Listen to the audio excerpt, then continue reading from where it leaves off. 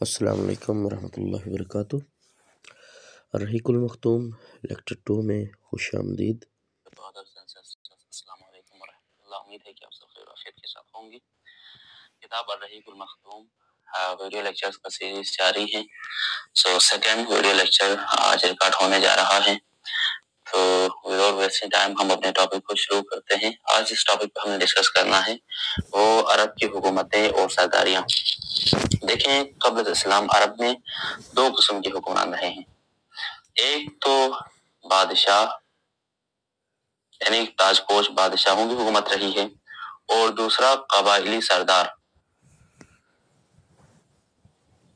یا تو اس کنٹری کا کوئی بادشاہ ہوتا تھا، وہ بادشاہ اس حکومت کو سنبھالتا تھا، اس ملک کو سنبھالتا تھا، یا تو ہر جس ملک میں بھی جتنے بھی قبائل ہیں، ہر قبائل کا الگ الگ ان کا اپنا سیٹ اپ ہوتا تھا، ان کا سردار ہوتا تھا، وہیں سب کچھ ہوتا تھا، اور اسی کے کہنے پر وہ اٹھتے تھے، بیٹھتے تھے، ہر کام ہر چیز اسی کے انڈر انجام پاتا تھا۔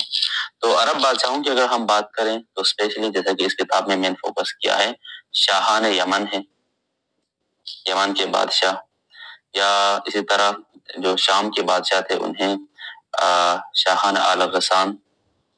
اس کے بعد اگر ہم بات کریں عراق کے بادشاہ تو انہیں کہتے ہیں شاہان ہیرا۔ تو یہ تین عرب ممالک کے بادشاہوں کی حکومت کا اس کتاب میں ڈسکس کیا ہے ڈیٹیللی۔ اور اگر قبائلی سیٹ اپ کی بات کریں تو اس کتاب میں ڈسکس نہیں کی ہے، لیکن عرب اکثر قبائلی سیٹ اپ پہ ہی تھا، یعنی ہر قبیلے کا سردار ہوتا تھا۔ اگر کسی قوم کے ساتھ جنگ کے لیے ملحق ہونا ہے تب بھی یہ قبائلی سردار پہ ڈپینڈ ہوتے تھے، سردار جو کہیں وہیں انجام دیتے تھے۔ اور کوئی بچہ بورن ہوتا ہے، کوئی رسم و رواج بنانا ہو تو سب قبائلی سردار ہی انجام دیتے تھے۔ تو یہ کوشچن آپ کے ذہن میں رہیں کہ عرب میں قبل اسلام کتنی طرح کی حکومتیں اور سرداریاں تھیں؟ تو 2 ٹائپس کی، ایک تو بادشاہ، دوسرے قبائلی سردار۔ اوکے، یہ ہو گیا، اس پہ ہم نے ڈسکس کر لیا۔ اب اس کے بعد یہ جو فرسٹ جو حکومتیں یعنی کہ شاہ، بادشاہ وغیرہ حکومت کرتے تھے، ان میں سے سب سے پہلے اس کتاب میں ڈسکس کیا ہے شاہان یمن۔ دیکھیں، شاہان یمن کو آپ کو ڈسکس کرنے کے لیے ہمیں کچھ پوائنٹس کو ذہن میں رکھنا پڑے گا۔ سب سے پہلے جو یمن کی بادشاہی تھی وہ جو سٹارٹ ہوئی جس قوم سے، وہ تھی قوم سبا۔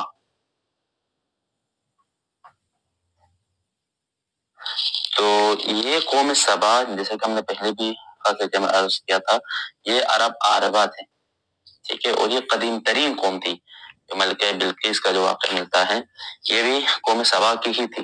اسی طرح جو دیگر جو مقرب تھے یا اسی طرح جو دیگر شاہان تھے، وہ اسی قوم سبا سے ہی ان کا تعلق تھا۔ تو ہم دیکھتے ہیں کہ قبل اسلام کچھ ادوار کے ہم ڈسکس کرتے ہیں شاہان یمن کے حوالے سے۔ تو اگر ہم 650 قبل مسیح کی ہم بات کریں تو 650 سے پہلے، یعنی 650 قبل مسیح سے پہلے جو شاہان یمن تھے ان کا لقب، یہ کوشچن پوچھا جاتا ہے کہ 650 سے پہلے جو شاہان یمن تھے ان کا لقب کیا تھا؟ تو ان کا لقب یہ لوگ استعمال کرتے تھے مقرب یا مقرب، یہ لفظ یمن کے بادشاہوں کے لیے بولا جاتا تھا۔ اور اس وقت ان کا جو پائے تخت جسے کہتے ہیں دار الحکومت جو تھا سروا، یہ ابھی بھی یمن کا ایک شہر ہے، یہ ان کا مقرب بادشاہ تھے، ان کا کیا تھا؟ دار الحکومت تھا۔ اور آج بھی کہا جاتا ہے کہ ان کے جو مقرب بادشاہ تھے سروا میں، ان کے خاندان اسپیشلی معارف میں ابھی بھی پائے جاتے ہیں، اور جو کہ خریبہ کے نام سے بہت مشہور ہے۔ ان کے جو کتیبے وغیرہ ہے یا ان کے جو کچھ خاندان وغیرہ ہیں وہ آج بھی وہاں پر موجود ہے۔ اور کہا جاتا ہے کہ اسی دور میں، جیسے کہ میں نے کل بھی ڈسکس کی تھی، کہ معارف بند کے ٹوٹنے کی وجہ سے لوگوں نے ہجرت کر کے وہ عرب پیننسلا میں یعنی جزیرہ عرب نما میں یہ لوگ آئے تھے۔ وہ جو معارف بند باندھا گیا تھا وہ انہی کے دور حکومت میں، یعنی کہ قبل 650 قبل مسیح اس کی بنیاد رکھی گئی تھی۔ تو یہ دور تھا 650 کا۔ اس کے بعد اس میں آپ نے ایک بات یاد رکھنی ہے کہ قوم سبا کے پہلے بادشاہوں کا کیا لقب تھا، تو وہ مغرب کے یا مغرب کے نام سے مشہور تھے۔ اس کے بعد 650 سے لے کر 115 تک، 115 قبل مسیح تک کا دور ہے، وہ آپ دیکھیں تو ان ایام میں، ان ادوار میں شاہان یمن مغرب کی بجائے ایک اور لقب استعمال کرتے ہیں، وہ ہے بادشاہ۔ ڈائریکٹلی وہ بادشاہ کا لقب اختیار کرتے ہیں، یعنی یمن کے جتنے بادشاہ آتے ہیں ان کو اب مغرب نہیں کہتے بلکہ بادشاہ ہی کہتے ہیں اس دور میں، ٹھیک ہے۔ اور کہتے ہیں کہ یہ ان کے جو کیا کہتے ہیں، یہ جو بادشاہ تھے ان کا بھی دارالحکومت تھا، وہ بھی وہیں سروا ہی تھا، اور یہ اس وقت ان کا دارالحکومت رہا ہے۔ اور بعد میں سروا کو انہوں نے چھوڑ کر انہوں نے معارف کو ہی کیا بنایا، انہوں نے دارالحکومت بنایا، یعنی پائے تخت، یعنی حکومت کرنے کی جگہ انہوں نے سروا سے معارف کو انہوں نے اختیار کیا، اور جس کے جو کیا کہتے ہیں کھنڈرات آج بھی کہا جاتا ہے، جہاں پر بھی حوثی رہتے ہیں۔ صنعا یمن کا ایک شہر ہے بہت بڑا، ابھی تو میرے خیال میں ابھی دارالحکومت صنعا ہی ہے، ابھی جو حالات میں یمن کا دارالحکومت ہے، تو وہاں پر ان کے کیا کہتے ہیں کھنڈرات اب بھی پائے جاتے ہیں۔ اس کے بعد ہم یمن کے، میں شاطر کو بتا رہا ہوں آپ لوگوں کو، اگر ہم بات کریں 115 سے لے کر 300 قبل مسیح کا، اس دور کی ہم ڈسکس کریں تو کہتے ہیں کہ اس دور میں کہتے ہیں کہ سبا کی مملکت پر، کیونکہ اس سے پہلے تو جتنی بھی قومیں آئی ہیں وہ قوم سبا کی تھی، تو ان پر کن کا حملہ رہا ہے، کن کا غلبہ رہا ہے، تو حمیریوں کا غلبہ رہا۔ تو یہ حمیری، یہ کیا کہتے ہیں، انہوں نے حکومت حاصل کی۔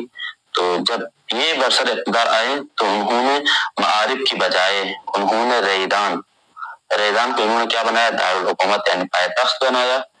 اس کے بعد انہوں نے ریدان کا نام ہی چینج کیا، اور اب اسی نام سے مشہور ہے یہ شہر یمن میں موجود ہے، ظفار کے نام سے یہ مشہور ہوا، اور اس کے کھنڈرات آج بھی یہی ظفار نامی علاقے پر کہتے ہیں کہ ابھی بھی موجود ہیں، ان کے نام و نشان وغیرہ، ان کے مطلب پرانے آثار قدیمہ۔ اور کہا جاتا ہے کہ جب یہ برسر اقتدار آئے، یعنی یہ جو حمیری برسر اقتدار آئے، چون ہی یہ حمیری برسر اقتدار آئے، وہی دور یہ قوم سبا کی زوال کا کیا کہتے ہیں دور تھا، اور قوم سبا کی زوال یہیں سے ہی شروع ہوا۔ اس کے بعد کہا جاتا ہے کہ پہلے تو کہتے ہیں کہ نبطیونوں نے شمالی حجاز پر اپنا اقتدار قائم کیا، پھر سبا کو نکال دیا وہاں سے، پھر اس کے بعد جو رومیوں کے ساتھ جنگ ہوئی تو رومیوں نے مصر اور شام اور شمالی حجاز میں قبضہ کر کے یہ جو یمنی وہاں پر بستے تھے، کل ہم نے بتایا کہ یہ جو یمنی تھے وہ ہجرت کیوں آئے تھے جزیرہ عرب پر، تو کیونکہ یہاں پر یہ جو رومی تھے انہوں نے ان کا جو تجارت کا جو راستہ تھا مصر اور شام کا وہ روک دیا تھا، تو یہ اسی دور میں انہوں نے روکا، جس کی وجہ سے ان کی پوری زندگی مخدوش ہو کر رہ گئی۔ اور اس کے علاوہ یہ خود آپس میں، یہ جو خاقانی تھے یہ آپس میں خود دست گریبان رہے، جس کی وجہ سے مجبور ہو کے یہ خاقانی انہوں نے ترک وطن کیا اور یہ حجاز میں آئے۔ تو یہ تھا 115 سے 300 قبل مسیح کا دور۔ اور آخر میں ایک اور ڈسکس کرتے ہیں 300 قبل مسیح کے بعد سے اسلام تک کا دور۔ یہاں سے اسلام تک کا دور کی اگر آپ بات کریں تو کہتے ہیں کہ اس دور میں بیرونی مداخلت زیادہ ہوتی ہے۔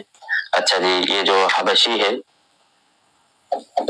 حبش کے رہنے والے، انہوں نے کہتے ہیں کہ یہ انہوں نے حمیر و حمدان کی، کیونکہ کیا کہتے ہیں حبشیوں نے ڈائریکٹلی حملہ نہیں کیا، انہوں نے ایک اسٹریٹجی اپنائی، کیونکہ کن کی حکومت تھی پہلے تو حمیریوں کی تھی، تو یہ حمیری اور ایک اور قبیلہ وہاں پر تھا جو قوم تھی وہ تھے حمدان، ان دونوں کے درمیان آپس میں ہمیشہ ٹسل اور جنگ رہی ہے۔ تو جب یہ دونوں آپس میں لڑتے رہے تو ان کو فائدہ ہوا حبشیوں کو، تو حبشیوں نے آ کر دونوں کو مغلوب کر لیا، اور کلن حبشیوں نے یمن پر کیا کر دیا، انہوں نے قبضہ کیا، اور کہا جاتا ہے کہ یہ وہی دور ہے جب حبشی اس پر قائم تھے، تو اس وقت جو معارف کا بند جو ملکہ سبا نے باندھا تھا 22 کلومیٹرز کا اتنا لمبا بند تھا، یہ ٹوٹ گیا، جس کی وجہ سے سیلاب آیا اور تمام بستیاں کیا ہو گئی؟ ویران ہو گئی۔ تو یہ تھا یمن کے بارے میں، شاہان یمن کی کون کون سے بادشاہ وہاں پر برسر اقتدار رہے ہیں، یہی آپ کے ذہن میں رہیں، اتنا ہی کافی ہے۔ اور اگر ہم اس کتاب میں ہم بات کریں تو ہیرا کی بادشاہی کا، میں نے 3 بادشاہوں کا یہاں پہ نام لیا ہے، تو ہیرا کی بادشاہی کے بارے میں بات کریں تو ہیرا کہاں پر ہے؟ عراق میں، ٹھیک ہے۔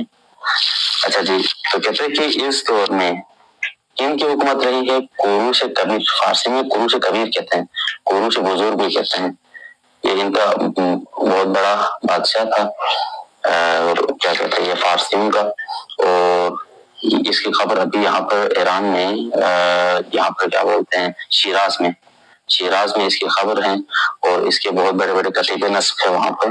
تو یہ کوروش اس کی حکومت رہی ہے، اس کے بعد بھی تقریباً 500 سال تک انہیں کیا کہتے ہیں فارسیوں کی حکمرانی رہی عراق پر، نہ صرف عراق پر، عراق اور گرد نواح، یعنی اس میں ایران ہے، عراق ہے، افغانستان ہے، تاجکستان ہے، یہ سارے ان پر ان کی حکومت رہی ہے۔ تو اس کے بارے میں اتنا ہی یاد رکھیں کہ ہیرا پر کی حکومت تھی، تو کلن اس کے بعد شام کی بادشاہی کی بات کریں تو شام میں ایک خاندان تھا، اس کی بادشاہت زیادہ رہی ہے، سب سے زیادہ وہ ہے آل غسان۔ صرف یہی یاد رکھیں ان کی حکومت بہت ہی زیادہ رہی ہے، اور یہ برسر اقتدار رہے ہیں کافی حد تک۔ اچھا جی، اس کے بعد اس کتاب میں ایک اور ٹاپک یہاں پہ مینشن کیا ہے، اس کا ٹاپک ہے حجاز کی عمارت۔ اچھا جی، اب بات کرتے ہیں ڈائریکٹ آتے ہیں عرب سرداریاں، یہ ختم ہو گیا، اب تو حجاز کی بات کرتے ہیں۔ حجاز کا مطلب یعنی مکہ ہے، ٹھیک ہے، مکہ کا پہلا نام حجاز تھا، ٹھیک ہے، اور مدینہ کا پہلا نام یہ بھی یاد رکھیں، اس کا نام کیا تھا؟ یثرب تھا، ٹھیک ہے۔ یہ دو اہم پوائنٹس ہیں، یہ آپ کے ذہن میں رہیں۔ تو حجاز کی اگر آپ عمارت کی بات کریں تو مکہ کی آبادی جو پھیلی ہے وہ تو حضرت اسماعیل سے پھیلی ہے، جیسا کہ ہم نے پاس لیکچر میں ڈسکس کی کہ حضرت ابراہیم حضرت حاجر اسماعیل کو لے کے آتے ہیں، زمزم پہ کنواں پھوٹتا ہے، وہاں پر آبادی ہوتی ہے، اور وہاں پر بہت بڑا ایک خاندان کی شکل میں، کیونکہ حضرت اسماعیل کے 12 بیٹے ہوئے تو ایک بہت بڑی آبادی وہاں پر پھیلی۔ خود حضرت اسماعیل علیہ السلام نے 137 سال انہوں نے عمر پائی، اور تا حیات وہ بیت اللہ کے متولی بھی رہے ہیں۔ کون؟ حضرت اسماعیل علیہ السلام، ٹھیک ہے۔ اور جیسے کہ ہم نے کل لیکچر میں ڈسکس کی تھی کہ ہمارے نبی کی نسب کے حوالے سے، تو حضرت اسماعیل علیہ السلام نے شادی کی کن سے؟ بنو جرہم کی ایک بیٹی سے، میں نے کل بھی کہا تھا کہ یہ نام آپ کے ذہن میں رہے۔ کس کی بیٹی تھے؟ مداد بن عمر، یہ نام آج بھی کام آنے والا ہے، مداد بن عمر کی بیٹی سے انہوں نے شادی کی تھی۔ تو اس بنو جرہم کی یہ جو عورت تھی، اس سے حضرت اسماعیل کے 12 بیٹے ہوئے۔ ان 12 بیٹوں کا نام ہمیں ضرورت نہیں ہے، 2 بیٹے ایسے ہیں جن کا بہت زیادہ انشاءاللہ سروکار رہے گا۔ تو ایک کا نام تھا نابت، ایک کا نام تھا قیدار یا قیدار درست ہے، اوکے۔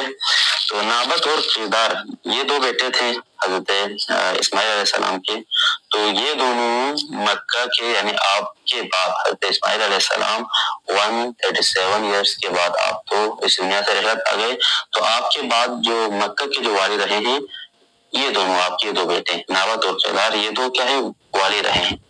تو ان کے بعد ان کے جو نانا تھے، ظاہری بات ہے وہ تھے مداد بن عمر تھے، تو مداد بن عمر نے ان دونوں کے بعد انہوں نے کیا کہتے ہیں حکومت سنبھالی، مکہ کے والی یہ بنے۔ یوں کیا ہوا؟ حضرت اسماعیل علیہ السلام کی نسل کے بعد یہ جو مکہ کی جو حکومت ہے، مکہ کی سرداری ہے، تو یہ کس کے ہاتھ میں چلی گئی؟ یہ جو مکہ کی سربراہی وہ سیدھا بنو جرہم کے پاس چلی گئی، کیونکہ نابت اور قیدار کے بعد ان کے جو نانا تھے مداد بن عمر یہ نائب بنے، ٹھیک ہے، یہ بنے، تو یہ تو بنو جرہم کے تھے، ٹھیک ہے. تو مکہ کی جو کلن سربراہی ہے وہ بنو جرہم میں منتقل ہو گئی. تو اس کے بعد یہاں پر پورا میں واقعہ یہاں پر ڈسکس نہیں کرتا، یہ ویڈیو لمبی ہو جاتی ہے. کل بھی میں نے کوشش کی لیکن انفارچونیٹلی ویڈیو پھر بھی 39 منٹس میں چلی گئی. ابھی بھی کافی ڈسکس کرنا کیونکہ ہم نے بیس بنایا ہے 45 پیجز ہم نے ایٹ لیسٹ ڈسکس کرنا پر ویڈیو میں. امید ہے کہ آپ لوگوں کو سمجھ میں آ رہا ہوگا. بار کوئی ڈاؤٹ رکھتا ہے تو آپ مجھے پرسنلی میسج کر سکتے ہیں یا بک کی لنک خود بھی کر سکتے ہیں. تو یہاں پر دو قبیلے ہیں، ایک تو بنو خزاعہ، ایک ہے بنو جرہم. ان دونوں کے درمیان نہیں بنتی ہیں، تو ان دونوں کے درمیان آپس میں بہت لڑائی اور کشمکش ہوتی ہے. بالآخر یہ جو بنو خزاعہ ہیں یہ مغلوب آتے ہیں بنو جرہم پر. تو بنو جرہم مجبور ہو جاتے ہیں کہ وہ مکہ کو چھوڑ دیں. تو جب مکہ کو چھوڑ رہے تھے تو انہوں نے ایک کام جو کیا وہ کیا تھا کہ زمزم کا کنواں تھا، انہوں نے یہ کیا کر دیا کہ مٹی سے بھر دیا، اور جو تاریخی جو چیزیں تھیں مثلا حجر اسود وغیرہ یا جو دیگر جو تبرکات تھی ان کو بھی اس زمزم کے کنویں میں اندر ڈالا اور اس کو مکمل ٹوٹلی کیا کر دیا، بند کر دیا. ٹھیک ہے.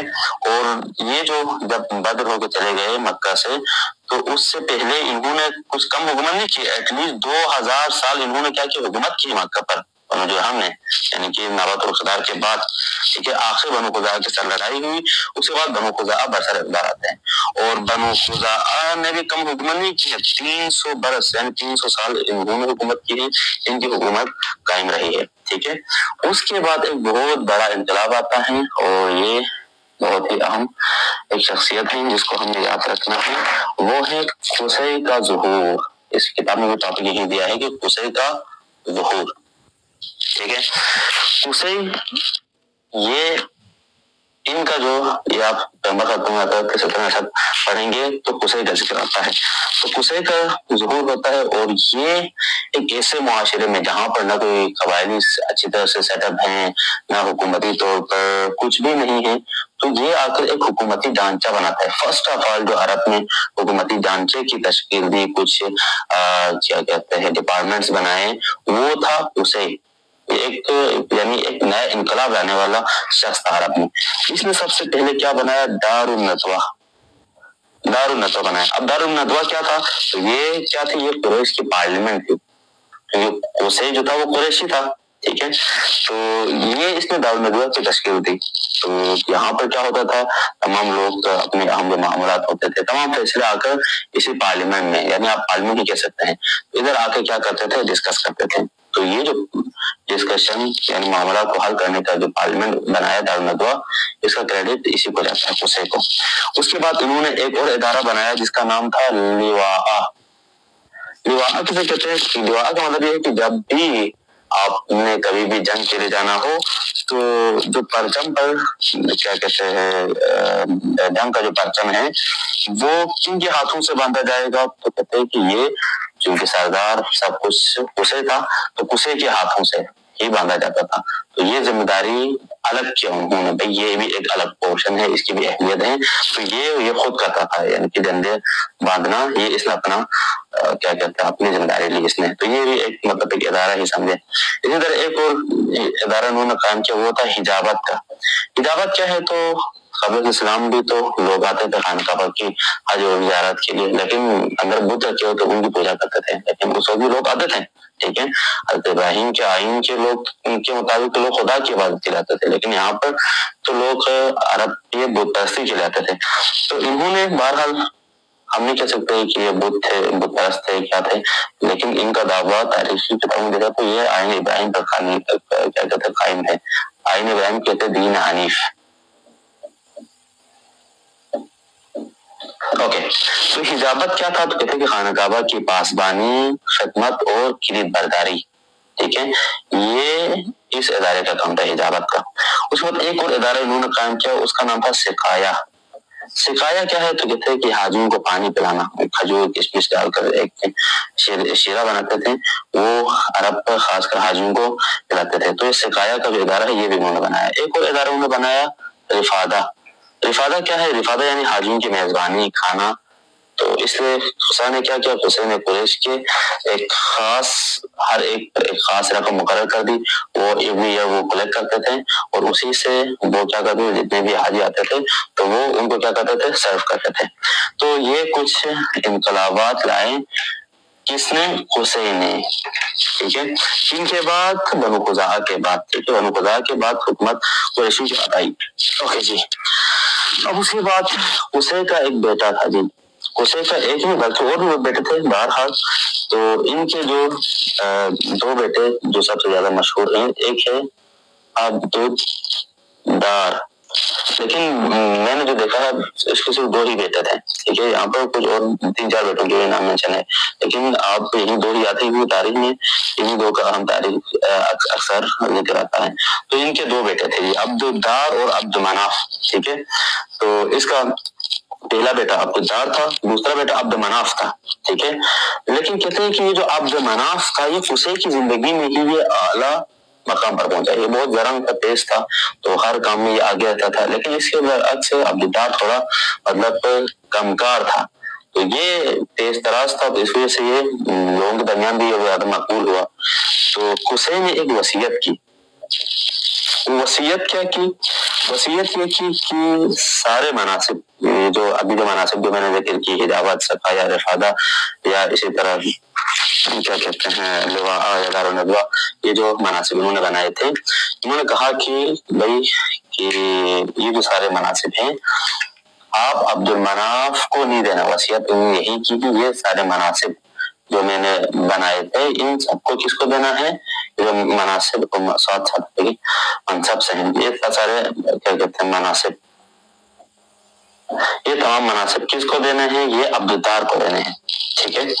تو کیونکہ قصی کی بات واجب العمل تھی کہ وہ ایک بڑا سردار گزرا ہے، ٹھیک ہے، تو اس لیے اس کی وصیت کیا کی گئی، عمل کی گئی۔ وصیت کیا تھی، وصیت یہ تھی کہ وہ جو تمام مناصب انہوں نے بنائے تھے میری وفات کے بعد یہ مناصب عبدالدار کو دینا ہے، کیونکہ عبدالمناف نے اپنی جگہ لے لی ہے آلریڈی، وہ لوگوں کی زمین ایک دم مقبول ہو چکا ہے، تو جب یہ وفات پاتا ہے تو اس کی وصیت کیا ہوتی ہے، عمل ہوتی ہے، عمل ہوتی ہے۔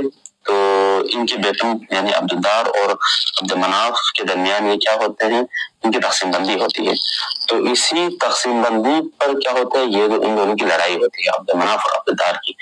تو پہلے قریش ایک تھے، ٹھیک ہے، بعد میں کیا ہو، ان پر پارٹیشن ہو گئی، عبدالدار اور عبدالمناف کی مناصب پر کیا ہو گئی، لڑائی ہو گئی، تو قریش کیا ہو گئی، تقسیم ہو گئی ایک دوسرے پر۔ تو یہاں پر کیا مشکل آیا، تو یہاں پر پہلے جو مل جل کے یہ لوگ رہتے تھے اب وہ نہیں رہا تو پھر کیا ہوا، مناصب کی تقسیم بندی ہوئی تھی۔ عبدالمناف یہاں پہلے میں لکھا ہوا ہے، عبدالمناف کے لیے کون کون سے مناصب آئے، تو 2 رفادہ پلس سقایا، یہ تو ان کو آئی، جبکہ جو دار الندوہ تھا، ٹھیک ہے، پلس لواء پلس حجابت، یہ جو 3 مناصب تھے یہ عبدالدار کو آئے، ٹھیک ہے۔ تو کہتے ہیں کہ بنو عبدالمناف، جیسے کہ میں نے کل بھی ذکر کیا تھا کہ اس کے 4 بیٹے تھے، تو 4 بیٹوں میں سے یعنی ان کو تو 2 ہی مناصب ملے ہیں، تو اس کے بھی کیا تھے، 4 بیٹے تھے، کل ہم نے ذکر کیا تھا اگر ذہن میں ہوتا، عبد الشمس تھا، نوفل تھا، مطلب تھا اور ہاشم تھا۔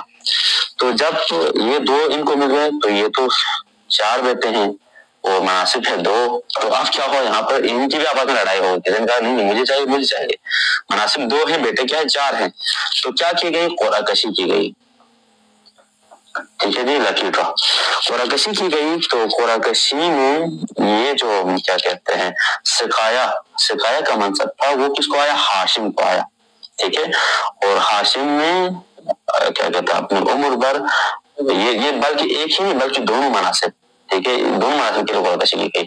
تو رفادہ اور سقایا دونوں کس کے لیے آئے، ہاشم کے لیے آئے، تو ہاشم نے یہ منصب سنبھالا اور ہاشم نے اپنی عمر کہ آخر تک انہوں نے اسی 2 مناصب کو سنبھالے اور انہوں نے یہ 2 کام انہوں نے خود انجام دیے۔ اور جب ان کا انتقال ہوا تو ہاشم کے بیٹے کون ہیں، میں لائٹ چلی گئی ہے، اگر شاید ویڈیو ڈسٹرب نہ ہو تو میں اس کو آن کر دوں تاکہ یہ بیٹری لو ہونے والی، اوکے۔ اچھا جی، ہاشم کے بیٹے تھے عبد المطلب، ٹھیک ہے، تو ان کے بعد ہاشم کی جو کیا کہتے ہیں یہ دو مناصب تھے.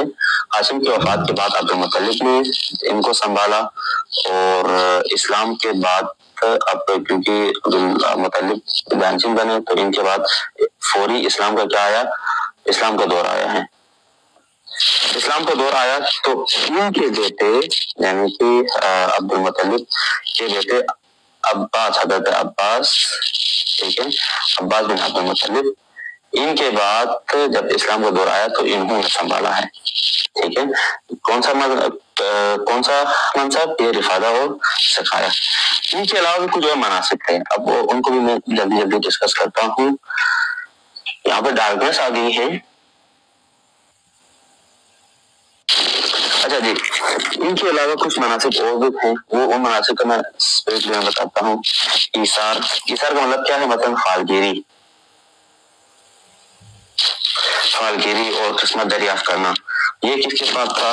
یہ والا جو منصب تھا یہ بنو جہم ہے. ہاں ٹھیک ہے، بنو جہم کے پاس تھا. اس کے بعد ایک اور منصب تھا، وہ تھا مالیت کا نظام. مالیت کا جو نظم تھا جس میں کیا کہتے ہیں نظر و قربانی وغیرہ شامل تھے، یہ کسی کا پاس تھا؟ بنو سہم. اس کے بعد تیسرا تھا شورا، انہوں نے بنائی ہوئی تھی، یہ بنو اسد کے پاس تھا یہ منصب. اور چوتھا تھا اشناق مطلب یعنی دیت کے جرمانوں کا جو نظم تھا، یہ کس کے پاس تھا؟ بنو تیم کے پاس تھا. اس کے بعد ایک اور منصب ہے، وہ ہے حقاب یعنی کیا کہتے ہیں جب آپ پرچم بناتے ہیں تو اس کی جو علم برداری ہوتا ہے، مطلب قومی جو پرچم ہے، تو یہ کن کے پاس تھا؟ یہ بنو امیہ کے پاس تھا. اس کے بعد تھا قبہ. یہ مطلب کیا تھا؟ یہ فوجی کیمپ، جس کا انتظام تھا بنو مخزوم کے پاس. اس کے بعد ایک اور تھا سفارت، یہ بنو عدی کے پاس ہے یہ والا منصب. اور یہی کچھ مناسب تھے. یہ بھی یہ ڈفرنٹ کیا کہتے ہیں عرب کے لوگ کیا کہتے ہیں یہ قبائل تھے، ان کے درمیان یہ تقسیم بندی تھی، اور یہ بھی تقسیم مل کر یہ مناسب یہ چلاتے تھے. اب اس کے بعد اب یہ جو قبائلی سردار تھے تو یہ جب یہ مناسب سنبھالتے تھے تو ان کے لیے کچھ خاص امتیازات بھی تھی، خصوصیات بھی. وہ امتیازات کیا تھی؟ تو ان کو بھی الگ الگ ٹرمز میں ہم ڈسکس کرتے ہیں.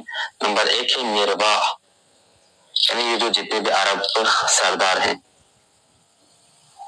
سرداروں کے یعنی یہ جو جتنے بھی عرب سردار ہیں، سرداروں کے امتیازات. سب سے پہلے ہے مرباح. مرباح کیا ہے؟ کہتے کہ مال غنیمت کا چوتھا حصہ. جب بھی کوئی جنگ ہوتی ہے، مال غنیمت ملتا ہے، تو مال غنیمت کا چوتھا حصہ ہمیشہ ان سرداروں کو جاتا تھا. ٹھیک ہے. نمبر 2 ہے صفی. صفی کیا ہے؟ کہتے ہیں کہ صفی وہ مال جسے تقسیم سے پہلے سردار اپنے لیے منتخب کرے. اب یہ مال ہے، ٹھیک ہے، ابھی تقسیم سے پہلے ہی کیا کرتا ہے سردار اپنے لیے کیا کرتا ہے؟ انتخاب کرتا ہے. اسے کہتے ہیں صفی.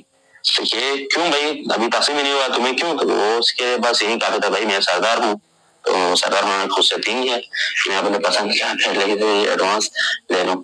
اس کے بعد تیسرا تھا کہ نشیطہ. نشیطہ کیا ہے؟ تو نشیطہ یعنی وہ مال جو اصل کہتے ہیں کہ اصل قوم تک پہنچنے سے پہلے راستے میں ہی سردار کے ہاتھ لگتے ہیں. مثلا کوئی مال ہے، مطلب مال غنیمت ابھی لوگوں میں تک نہیں پہنچتا، راستے میں سردار کو پتا چلا کہ بھائی یہ سامان فلاں قوم کے جا رہا ہے، ادھر ہی روک لیتا تھا، وہ لے جاتا تھا تو کوئی کچھ بول نہیں سکتا، کیونکہ وہ سردار ہے. سردار کے امتیازات میں سے ایک یہ ہے کہ وہ نشیطہ اٹھا سکتا ہے. ٹھیک ہے. اس کے بعد چوتھا ہے کہ فضول کیا ہے؟ کہتے ہیں کہ وہ مال جو تقسیم کے بعد بچ جائیں. مثلا یہاں پر 5 درہم ہے، ٹھیک ہے، تو یہ 5 درہم فار ایگزامپل جتنے اقوام سے میں تقسیم کر دیا، پھر بھی 1 درہم بچ گیا، تو یہ بچ گیا پھر دوبارہ تقسیم نہیں کرنا، یہ جائے گا سردار صاحب کو. تو یہ کچھ امتیازات تھی جو ان قبائلی سیٹ اپ کے سردار تھے وہ اٹھا لیتے تھے، مرباح، صفی، نشیطہ اور فضول. تو یہ بھی ڈفرنٹ ڈیفینیشنز ہیں، ٹرمز ہیں، یہ بھی آپ کے ذہن میں رہیں انشاءاللہ. اچھا جی، اس کے بعد یہاں پہ ایک اور ٹاپک ہم شروع کرنے جا رہے ہیں، وہ ہے عرب ادیان و مذاہب. اسلام تو بعد میں آیا، ٹھیک ہے. تو عرب میں جو پہلے سے رائج جو ادیان تھے، وہ مذاہب تھے، وہ کون کون سے تھے؟ دیکھیں یہ بات آپ یاد رکھیں کہ عرب خود جو تھے وہ دعویٰ کیا کرتے تھے؟ ہم دین حنیف کے پیروکار. دین حنیف یعنی وہی حضرت ابراہیم علیہ السلام کا جو دین تھا، جو آئین تھا، اسی کو دین حنیف کہتے تھے. تو حضرت ابراہیم علیہ السلام کو دین حنیف، وہ تو قرآن میں کہا کہ ابراہیم حنیف یعنی حق گرا. حنیف کہتے ہیں حق گرا، یعنی حقانیت تم اپنی دین حنیف کا ٹرانسلیشن کرے تو اس طرح سے. تو حضرت ابراہیم علیہ السلام کا جو دین تھا دین حنیف تھا. تو عرب خود تو دین حنیف کے پیروکار تھے، لیکن وقت کے بدلتے حالات کے ساتھ وہ یہ جو خدائی درس و نصیحت جو دین حنیف سے انہیں ملا تھا، وہ اس کو بلا دیتے تھے. بلا کر وہ خدا پرستی سے کس کی طرف گئے تھے؟ وہ بت پرستی کی طرف. ٹھیک ہے. اب بت پرستی کی طرف گئے تو ایک کوشچن اٹھتا، بھائی عرب میں بت پرستی کا آغاز کب ہوا ہے؟ ایک ہی بہت بڑا کوشچن ہے. تو عرب میں بت پرستی کا آغاز، عرب میں بت پرستی کا آغاز، ٹھیک ہے. جب ہم عرب پینسلا کی بات کر رہے ہیں تو عرب کے بارے میں ڈسکس کریں گے. عرب میں بت پرستی کا آغاز کب سے ہوا؟ تو ہم سب سے پہلے بات کرتے ہیں بنو خزاعہ کے بارے میں. جی، بنو خزاعہ کے بعد بنو ہاشم برطرف ہیں. تو بنو خزاعہ کے دور میں ہی بت پرستی کا آغاز ہوا ہے. ان کا ایک سردار تھا، ان کا نام تھا عمر بن لحی. ٹھیک ہے. جب یہ برسر اقتدار آتا ہے تو یہ جاتا ہے ملک شام، ایک سفر پہ جاتا ہے، اور جب وہاں جاتا ہے تو اس وقت آلریڈی شام میں لوگ بت پرستی کرتے تھے، ہر لوگوں کے الگ الگ بت تھے. تو یہ جب شام جاتا ہے اور دیکھتا ہے کہ بھئی لوگ بتوں کی پوجا کرتے ہیں، تو وہ سوچتا ہے کہ وہی یہ تو شام تو پیغمبروں کی سرزمین تھی، تو تمام لوگ اگر بتوں کی پیروی کرتے ہیں تو اطمینان سے یہاں پہ پیغمبر رہے ہیں تو شاید انہوں نے پیغمبروں سے لیا ہوگا. یہ کہتا ہے کہ ان میں اندر کچھ نہ کچھ تو ہے ان بتوں کے اندر، اسی لیے تو یہ شامی کیا کرتے بتوں کی پیروی کرتا ہے. تو یہ بدبخت وہاں سے سب سے پہلے یہ ایک بت اٹھا کے لاتا ہے. اس بت کا نام ہے ہیبل. یہ بت وہاں سے یہ اٹھا کے لے کے آتا ہے اور لا کر خانہ خدا، خانہ کعبہ پر کیا کرتا ہے؟ یہ کیا ہوتا ہے؟ نصب کر دیتا ہے. ٹھیک ہے. اور جب یہ نصب کرتا ہے، نصب کرنے کے بعد خاموش نہیں رہتا ہے، نصب کرنے کے بعد لوگوں کو کیا کرتا ہے؟ شرک کی دعوت دیتا ہے. کہتے کہ اہل عرب کو یہ کیا ہے؟ یہ حقیقی خدا ہے. شام والے سارے اسی سے کیا کہتے ہیں؟ سب کچھ حاصل کر رہے ہیں. ہم بیچارے ادھر غفلت میں بیٹھے ہوئے، ہمیں تو پتہ نہیں، ہم تو آئین ابراہیم کا نام لے کے ادھر بیٹھے ہوئے. تو یہ سب جب دعوت دیتا ہے تو ظاہر بات ہے عرب تو تھے ہی بت، تو یہ اس کی بات پر لبیک کہتے ہیں، اور یہاں سے بت پرستی کا کیا ہوتا ہے؟ آغاز ہوتا ہے. ٹھیک ہے. تو یہ کوشچن بھی آپ کے ذہن میں رہے کہ عرب میں بت پرستی کا آغاز کرنے والا کون تھا؟ تو یہ عمر بن لحی تھا. اور یہ کہاں سے اٹھا کے لایا تھا بت؟ یہ شام سے، اور اس بت کا نام تھا ہیبل تھا. اور ہیبل کے علاوہ بھی ان کے عرب کے مشہور بت تھے جن کی وہ لوگ پوجا کرتے تھے، جن میں سے ایک ہے منات. ٹھیک ہے. یہ بحر احمر کے ساحل پر نصب تھا. اس کے بعد ہے لات، کہتے کہ یہ بنو ثقیف کا بت تھا اور یہ طائف میں نصب تھا. اس کے بعد تیسرا تھا عزا. ٹھیک ہے. یہ وادی نخلا میں نصب تھا. تو کہتے ہیں کہ یہ جو تین تھے یہ عرب کے کیا تھے؟ سب سے بڑے بت تھے. ٹھیک ہے. پھر اس طرح حالت یہاں تک پہنچی کہ مکہ مکرمہ میں بیت اللہ کے اندر انہوں نے 360 بت لا کے کیا کر دیے؟ بڑھ دیے. ٹھیک ہے. جنہیں رسول صلی اللہ علیہ وسلم نے بعد میں چھری سے ٹھوکر مارا، حضرت علیہ السلام کو اپنے کندھے پر بٹھا کر دوڑوایا اور خلص کلام کی خانہ کعبہ کو، خانہ خدا کو ان بتوں سے کیا کر دیا؟ پیغمبر ختم مرتبت میں خالی کر لیا. ٹھیک ہے. اس کے بعد جو دین ابراہیم یا قریش نے بدعت کی تھی اس کو پیغمبر ختم مرتبت میں اجاگر کیا. ٹھیک ہے. پھر پیغمبر ختم مرتبت میں ان کو دعوت اسلام دی. اچھا جی. اس کے بعد صرف یہی ہی نہیں تھا کہ اس کے بعد ہر قوم کا بھی بت تھا یہ عرب میں. ٹھیک ہے.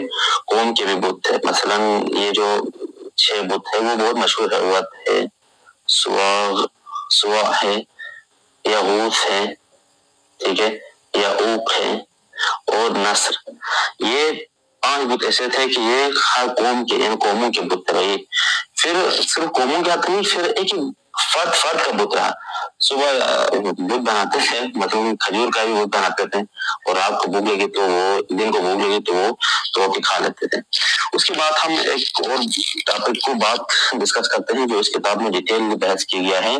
عمر بن لحی جس نے بت پرستی کا آغاز کیا ہے، اس کے اختراعات، اس نے صرف یہ بت پرستی ہی نہیں بلکہ اس کے علاوہ بھی کچھ اختراعات کی ہے. کوئی خاص طریقے اچھا کچھ خاص مراسم یہ اس نے ایجاد کیے، تو ہم اس کو ڈسکس کرتے ہیں۔ فرسٹ آف آل بات کرتے ہیں کہ دور جاہلیت کے جو مشرکین یعنی جن کے پاس بت تھے، وہ انہی بتوں کے کیا کرتے تھے، مجاور بنے بیٹھے تھے، یعنی کہ اگر کہیں پہ بت ہوتا تو جس طرح سے آج کل نہیں ہوتا ہے کہ درباروں میں یا مساجد کے باہر جو مجاور بیٹھے رہتے ہیں، تو یہ بھی کیا کرتے تھے کہ انہوں نے بتوں کے پاس مجاور رکھنے کا یہ رسم ڈالا، یہ عمر ابن لوہی نے ڈالا، اور انہیں بتوں کے پاس جاتے تھے، زور زور سے ان کے پاس روتے تھے، حاجت کشائی کیا کہتے ہیں مشکل کشائی کے لیے وہاں پر ان سے دعا کرتے تھے، فریاد کرتے تھے، اور بہرحال جس طرح ہم خدا کے سامنے گر جاتے ہیں تو یہ انہیں کے بتوں کے معبدوں میں جاتے تھے اور اس طرح ان کی عبادت کرتے تھے۔ تو یہ ایک طرح کی مجاور بنانا، بتوں کو نصب کرنا، پھر وہاں پر مجاور، یہ اس نے اختراع کیا۔ اس کے بعد نمبر 2 اس نے جو اختراع کیا وہ ہے بھائی بتوں کا طواف۔ بتوں کا پہلے تو طواف بیت اللہ کا ہوتا تھا، تو اس نے ایک اور کام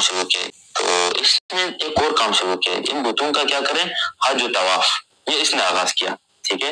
تو یہ بدو جاتے تھے ان کا بتوں کے گرد، یہ بھی چکریں لگاتے تھے، ان کو خاص کچھ عبادات انجام دیتے تھے، ان کو سجدہ کرتے تھے، عاجزی کے ساتھ ان کے سامنے پیش آتے تھے، تو یہ بھی اسی نے اختراع کیا۔ اور اسی طرح نمبر 3 اس نے جو اختراع کیا، جس طرح سے خدا کے خانے خدا میں نذرانے پیش کرتے ہیں، قربانیاں پیش کرتے ہیں، جیسے کہ جو خدا ہادی جو قرآن میں ذکر آیا ہے قربانی کے جانور ہیں، تو اس نے بھی کیا کیا بھائی، بتوں کے لیے بھی نذرانے، بتوں کے سامنے بھی قربانیاں پیش کرنا، کبھی بتوں کے آستانے پر تو کبھی کہیں پر بھی بتوں کا نام لے کر کیا کرتے تھے، جانور ذبح کرتے تھے۔ تو یہ اس کا ذکر قرآن میں بھی آیا ہوا ہے کہ بھائی تم لوگ جو سورہ مائدہ میں ہے کہ جو حرام چیزیں ہیں ان میں سے ایک چیز یہ ہے کہ جو کیا کہتے ہیں غیر اللہ کے نام پر جو ذبح ہوتا ہے وہ بھی کیا حرام ہے۔ غیر اللہ کے نام پر تو کیا یعنی ذبح کا مطلب کیا ہے، یعنی یہ جو بتوں کے نام پہ یہ لوگ کیا کرتے ہیں، جانور ذبح کرتے تھے، تو یہ اصل میں تو خانے خدا کے لیے مخصوص تھا۔ تو یہ اختراع بھی کس نے کیا، یہ بھی عمر ابن لوہی نے کیا، ٹھیک ہے۔ قرآن میں وما ذبح علی النصب، یعنی جن جانوروں کو تم بتوں کے نام لے کر ذبح کرتے ہو وہ کیا ہے، حرام ہے۔ ولا تأکل مما لم یذکر اسم اللہ، یعنی جن کو تم ذبح کرتے ہو غیر اللہ کے نام پر وہ بھی کیا ہے، تمہارے لیے حرام ہے۔ اس کے بعد ایک اور اختراع انہوں نے کیا ہے وہ یہ کہ مشرکین یعنی بتوں سے تقرب کے لیے اپنے کھانے پینے کی چیزوں یعنی اپنی کھیتی جانوروں کا حصہ ان کے لیے کیا کرتے تھے، خاص کرتے تھے۔ مثلا کوئی کسان ہے وہ کوئی کھیتی کرتا ہے تو کھیتی کا ایک حصہ بھائی یہ جو فصل آئے گی یہ بت کے لیے پہلے سے طے کرتے تھے۔ مثلا کوئی جانور پالتا ہے، اسے 20 جانور ہیں تو 20 میں سے مثلا 5 یہ پہلے سے مختص کر دیتا ہے جانوروں کے لیے، بھائی پہلے سے ہی مطلب چیز ریڈی ہونے سے پہلے ہی کچھ چیز مختص کر کے خدا کے لیے۔ ہم نہیں کہتے مثلا یہ اگر میں اس میں کامیاب ہو گیا تو یہ میں کیا کرتا ہوں، خدا کے لیتا ہوں، تو اس نے یہ اس کا روح موڑ دیا بتوں کی طرف، یہ بھی عمر ابن لوہی نے کیا، ٹھیک ہے۔ اس کے بعد جو نیکسٹ ہے وہ ہے کہ بھائی بتوں کے تقرب کے لیے کھیتی اور چوپائی کے اندر قسم اور نظریں ماننا۔ آپ مطلب کوئی کھیتی یا جانور رکھتے ہیں تو آلریڈی پہلے سے ہی قسم کرنا، بھائی یہ حصہ ہے یہ بت کے لیے ہوگا، بت کے نام پر ذبح کیا جائے گا، بت کے